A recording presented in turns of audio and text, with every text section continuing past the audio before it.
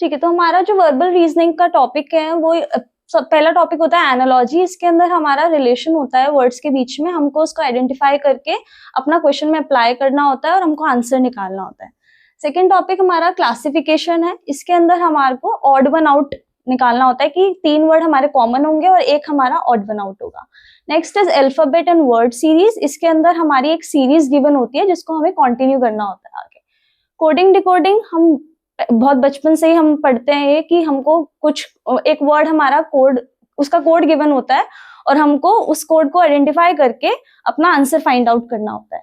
Next है blood relations. उसके अंदर क्या होता है, हमारे जो फैमिली रिलेशंस होते हैं उन्हीं को हमको मतलब उन्हीं के बेसिस पे हमारा क्वेश्चन में हमको अप्लाई करके हमको रिलेशन बताने होते हैं, जिसका भी हमारे से पूछा जाता है कि किन दो पर्सन के बीच में क्या रिलेशन है। उसके बाद डायरेक्शन सेंस। इसके अंदर आपको डायरेक्शंस पता होनी चाहिए कि कौन कौन सी डायरेक्शंस होती हैं, उनका लेफ्ट राइट। हमको यही पूछा जाता है कि अगर हम लेफ्ट टर्न होंगे, राइट टर्न होंगे तो किस डायरेक्शन में आएंगे, तो हमको वो बताना होता है। Next is ranking and order. इसके अंदर हमको बहुत सारे लोगों का रैंकिंग गिवन होता है और हमको बताना होता है कि कौन सा जो पर्सन है वो किस रैंक पर आ रहा है, मतलब उसका ऑर्डर क्या होता है, वो आइडेंटिफाई करना होता है आपको। नेक्स्ट है statement and conclusion and statement and assumption. इसके अंदर आपको स्टेटमेंट्स गिवन होती हैं कुछ, उसी से आपको कंक्लूजन मतलब उससे आपको निकालना होता है कि क्या कंक्लूजन ड्रॉ कर रहा है, वो कौन सा फॉलो कर रहा है, कौन सा नहीं कर रहा है। कॉज एंड इफेक्ट के अंदर आपको 2 स्टेटमेंट गिवन होती है, आपको बताना होता है कि उसमें से कॉज कौन सा है और उसका इफेक्ट कौन सा है।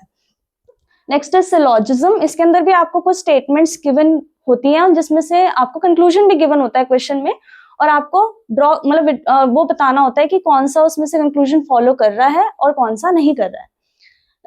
Next is non verbal reasoning के कुछ टॉपिक्स हम देख लेते हैं। इसके अंदर आपको फिगर्स आते हैं, जैसे पहला होता है फिगर सीरीज। इसके अंदर आपको बहुत सारे फिगर्स होती हैं, उनको आपको कंप्लीट करना होता है, एक ऑप्शन सिलेक्ट करना होता है जो उसको आगे कंटिन्यू करता है। ऐसे एनालॉजी भी फिगर्स में आती है।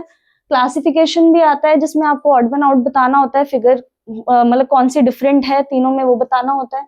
मिरर इमेज और वाटर इमेज के अंदर आपको क्वेश्चन होता है एक इमेज का वाटर और मिरर इमेज जो भी बनेगा उसका वो बताना होता है। Paper cutting and folding, embedded figures, ये सब बहुत कॉमन से टॉपिक्स हैं जो आप कर लेंगे। काउंटिंग फिगर्स, इसके अंदर आपको फिगर्स काउंट करना होता है। क्यूब्स एंड डाइस के अंदर, क्यूब के अंदर आपको ये बताना होता है कि क्यूब के ऑपोजिट फेस क्या होगा, अगर हम उसको थ्रो करते हैं 3 आता है तो उसके ऑपोजिट में क्या आएगा। यही सब होते हैं टॉपिक्स। एंड जैसे कि ये सिटिंग अरेंजमेंट हो गया, एनालिटिकल और लॉजिकल रीजनिंग का टॉपिक। इसके अंदर आपको ये बताना होता है कि मतलब आपको बहुत सारे पर्सन गिवन होते हैं, उनका आपको अरेंज करना होता है, उनको उनकी जो भी लीनियर और सर्कुलर आपको पैटर्न दिया जाता है उनको अरेंज करवाना होता है और उसके बेसिस पे आपको आंसर देना होता है क्वेश्चन का। ऐसे ही बहुत सारे टॉपिक्स होते हैं, मतलब कैलेंडर क्लॉक हो गया जिसमें आपको कैलेंडर मतलब डेट के अकॉर्डिंग आता है। क्लॉक के अंदर आपको टाइम या फॉल्टी क्लॉक के टॉपिक्स आते हैं, ये सब आपको करना होता है। तो इसी तरीके से हमारे बहुत सारे टॉपिक्स होते हैं जो आपको पढ़ने होते हैं, जिसमें से कुछ इंपॉर्टेंट टॉपिक्स भी होते हैं like coding decoding, blood relation, direction sense, series. ये सारे हमारे टॉपिक्स कुछ इंपॉर्टेंट होते हैं जिनका वेटेज ज्यादा होता है, तो इन पे ज्यादा फोकस करना होता है हमको। बाकी सब भी इंपॉर्टेंट है लेकिन ये सबसे ज्यादा वेटेज इनका होता है, तो इनको आपको अच्छे से करना होता है। तो अब ये सारे हमारे टॉपिक्स हो गए। अब इनको प्रिपेयर करने के लिए पहले आपको इनको 1 बाय 1 जो है इनके क्वेश्चंस करने होते हैं, जो भी आपको सुटेबल लगे वीडियो से, बुक से, आपको इनके चैप्टर कंप्लीट करने हैं। उसके बाद आपको रेगुलर मॉक देने हैं, सेक्शनल मॉक देंगे, उसमें मिक्स क्वेश्चन होंगे जिससे आपकी प्रिपरेशन बहुत अच्छी हो जाएगी।